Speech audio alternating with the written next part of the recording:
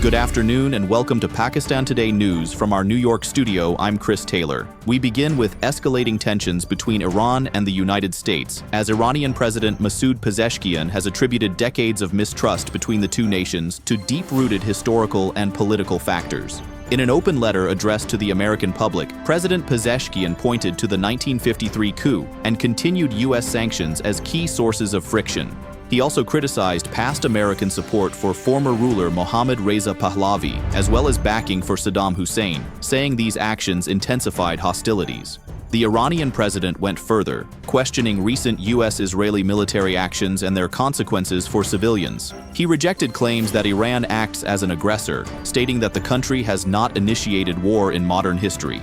Despite the tensions, he emphasized that Tehran holds no hostility toward the American people and called for a reassessment of current U.S. policies. Meanwhile, diplomatic engagement continues behind the scenes. U.S. President Donald Trump and UAE President Mohammed bin Zayed Al Nahyan have held a telephone conversation to discuss ongoing regional developments. According to Emirati state media, both leaders reviewed the serious implications of rising tensions on global peace and international security. They also exchanged views on the potential risks to maritime routes and the wider global economy. The call comes amid growing international concern about instability in the Middle East and its far-reaching consequences. In a significant escalation, Israel has claimed responsibility for carrying out more than 400 airstrikes on infrastructure in Tehran over the past 2 days. The Israeli military says approximately 650 munitions were used, targeting what it described as Iranian regime infrastructure.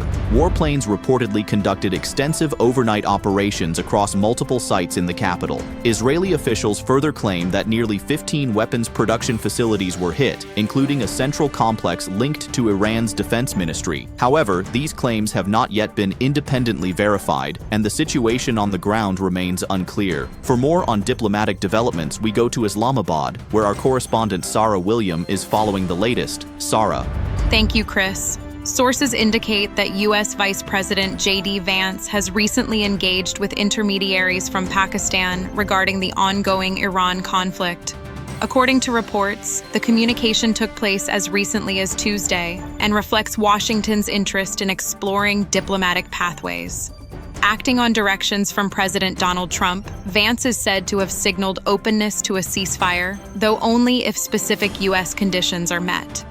At the same time, he reportedly issued a warning that increased pressure on Iranian infrastructure could follow if no agreement is reached. These back-channel efforts underscore the urgency of de-escalation amid mounting regional tensions. Back to you, Chris. Thank you, Sarah William, reporting from Islamabad. Turning now to developments along Israel's northern border, the Israeli military says 48 of its personnel have been wounded in the past 24 hours during clashes in southern Lebanon. The injuries include both officers and soldiers engaged in ongoing fighting near the border. The military also confirmed that since the escalation involving Lebanon and Iran, at least 10 Israeli soldiers have been killed and more than 300 injured. The figures highlight the intensifying conflict and the growing human cost of the regional crisis. In another development, U.S. President Donald Trump has reportedly threatened to halt weapons supplies to Ukraine unless European allies agree to join a coalition aimed at reopening the Strait of Hormuz. According to reports, Washington is linking continued NATO weapons support for Ukraine to European participation in securing key maritime routes in the Gulf.